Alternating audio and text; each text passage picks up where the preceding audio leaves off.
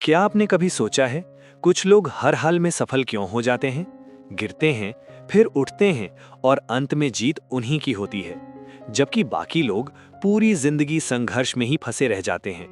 Napoleon Hill कहा करते थे, सफलता कोई दुर्घटना नहीं है, ये एक सिद्धांत है, एक नियम है। आज हम उन्हीं सिद्धांतों को समझेंगे। अगर आपने इन्हें सही तरीके से अपनाया तो आपकी दिशा बदल सकती है। स्वागत है आपका चेंजर मोटिवेशन में, जहां बात सिर्फ प्रेरणा की नहीं, परिवर्तन की होती है। भाग 1, सफलता सोच से शुरू होती है। नेपोलियन हिल की शिक्षा का पहला आधार था, विचार ही वास्तविकता बनते हैं। मनुष्य वही बनता है जो वो लगातार सोचता है। यदि मन में डर है तो परिणाम भी सीमित होंगे। यदि मन में विश्वास है तो परिस्थितियां भी बदलने लगती हैं। उन्होंने समझाया था कि दिमाग एक बीज की तरह है, जिस बीज का बीज बोया जाएगा वही परिणाम की फसल देगा। इसलिए हर सुबह अपने लक्ष्य को स्पष्ट रूप से देखना जरूरी है, सिर्फ सोचना नहीं, महसूस करना। भाग 2, स्पष्ट लक्ष्य की शक्ति। नेपोलियन हिल की शिक्षाओं में निश्चित उद्देश्य को सबसे महत्वपूर्ण माना गया। ज्यादातर लोग मेहनत करते हैं लेकिन बिना दिशा के। अगर लक्ष्य स्पष्ट नहीं है तो प्रयास बिखर जाते हैं। इसलिए पहला कदम है, लिखिए कि आप क्या चाहते हैं, कब तक चाहते हैं, क्यों चाहते हैं। जब लक्ष्य लिखा जाता है तो वो सिर्फ सपना नहीं रहता, वो योजना बन जाता है। भाग 3, विशेष ज्ञान ही असली ताकत है। नेपोलियन हिल कहा करते थे, सामान्य ज्ञान पर्याप्त नहीं है, संगठित और लागू किया गया ज्ञान ही शक्ति है। दुनिया में जानकारी बहुत है, लेकिन जो व्यक्ति एक क्षेत्र में गहराई से महारत हासिल करता है, वही अलग पहचान बनाता है। इसलिए सब कुछ बनने की कोशिश मत कीजिए, एक क्षेत्र चुनिए और उसमें उत्कृष्ट बनिए। भाग 4, दृढ़ता। सफलता अक्सर आखिरी कदम के बाद मिलती है।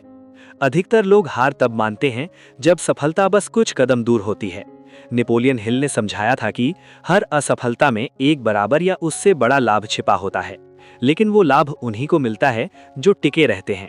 जब लगे कि अब छोड़ देना चाहिए तो समझिए कि शायद वही मोड़ निर्णायक है। भाग 5, धन के प्रति सोच। एक महत्वपूर्ण शिक्षा ये भी थी कि धन स्वयं में अच्छा या बुरा नहीं होता, धन एक साधन है। यदि मन में ये धारणा बैठी है कि पैसा गलत है तो अवचेतन मन उसे दूर रखेगा, लेकिन यदि धन को सेवा और मूल्य निर्माण का परिणाम माना जाए तो रास्ते खुलने लगते हैं। इसलिए धन से पहले धन के प्रति सोच बदलनी आवश्यक है। भाग 6, विश्वास और कार्य।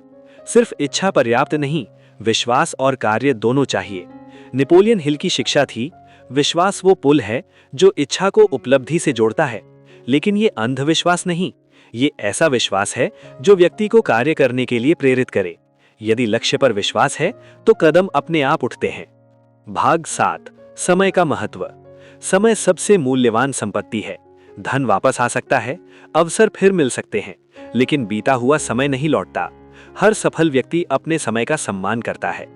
अगर 7 दिन तक हर घंटे का लेखा रखा जाए तो स्पष्ट हो जाएगा कि समय कहाँ नष्ट हो रहा है। भाग 8, अवचेतन मन की शक्ति। नेपोलियन हिल की शिक्षाओं में अवचेतन मन को अत्यंत शक्तिशाली बताया गया है। जो विचार बार बार दोहराए जाते हैं वे अवचेतन में बस जाते हैं और अवचेतन मन उन्हें वास्तविकता में बदलने का मार्ग खोजने लगता है। इसलिए नकारात्मक शब्दों से बचिए। मैं नहीं कर सकता को बदलकर मैं सीख सकता हूं कीजिए, 30 दिन में फर्क दिखने लगेगा। भाग 9, निर्णय की शक्ति। सफल लोग निर्णय जल्दी लेते हैं और उन्हें बदलने में सावधानी रखते हैं। असफल लोग निर्णय लेने में देर करते हैं और जल्दी बदल देते हैं। जीवन की दिशा निर्णयों से तय होती है। आज लिया गया निर्णय 5 साल बाद की स्थिति तय करेगा।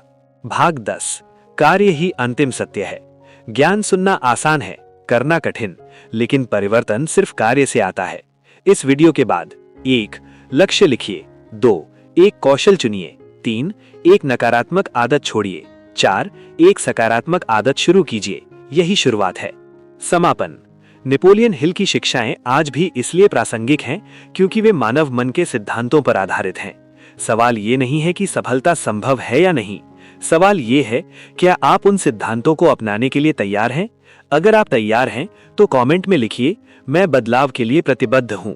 और चैनल चेंजर मोटिवेशन को सब्सक्राइब कीजिए, क्योंकि यहाँ प्रेरणा नहीं, व्यवस्थित परिवर्तन सिखाया जाता है।